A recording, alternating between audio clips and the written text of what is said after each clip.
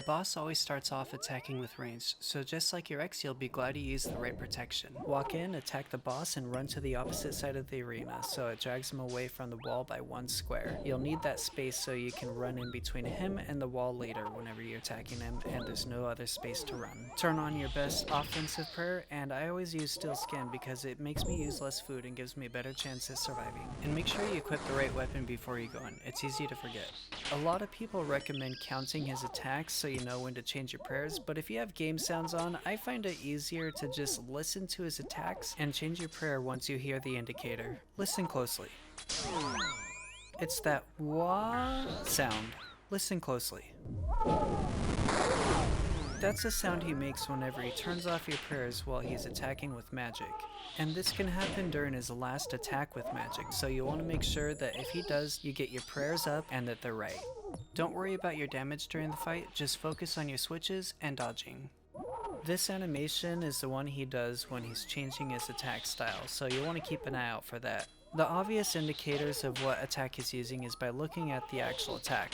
If it's the orb, it's magic. If it's the spiky torpedo, it's range. The magic attack has a lower pitch sound to it, and the range attack has a higher pitch sound to it. It's really helpful knowing what they sound like, especially during the chaotic parts of the fight. That way you have visual and audio cues of what you should be praying while you're focused on other things. I like to keep the boss on the right side of my screen so it's easy to get from him to my inventory and prayers. Periodically, he'll change the color of tiles in the arena. They'll turn yellow, and if you step on them, they'll deal high typeless damage to you that you can't avoid. So you'll want to make sure you avoid all the yellow tiles the entire fight. As long as you're constantly moving around the room and avoiding the yellow tiles on the floor, you shouldn't take any extra damage. It's helpful to keep your mouse on the next thing you should be doing. Eventually he'll spawn in tornadoes that last for several seconds, and he does this throughout the fight. If they hit you, they cause unavoidable typeless damage. And the stomp animation is when he's summoning in more tornadoes. Eat and drink while you're avoiding the tornadoes. The Gauntlet plugin has a great feature that allows you to see the true tile of the tornadoes, which you can use at your advantage. I'd also recommend highlighting your true tile in the tile indicators plugin since it's incredibly useful here. If their true tile is 1 tile away from you, you can walk straight through them. But if it's 2 tiles away, you will take damage. Now phase 2. The safest spots to stand in are the 2 tiles, 3 tiles away from any door. This is because no yellow tiles will spawn here, so you're safe here until he spawns in more tornadoes.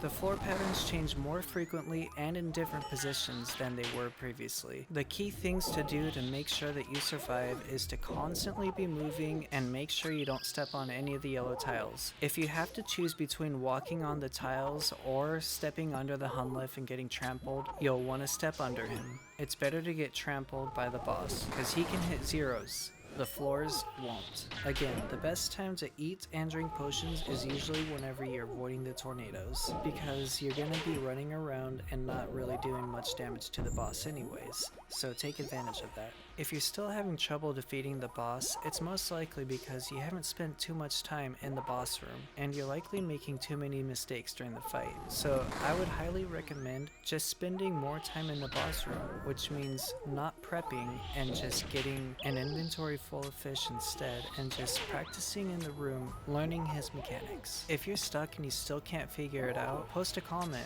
and tell me what's going on, and I'll do my best to try to either answer or I can make a new video and explain what I would do in your situation. If you found this video helpful or you learned something new, please consider liking and subscribing. I'd really appreciate it.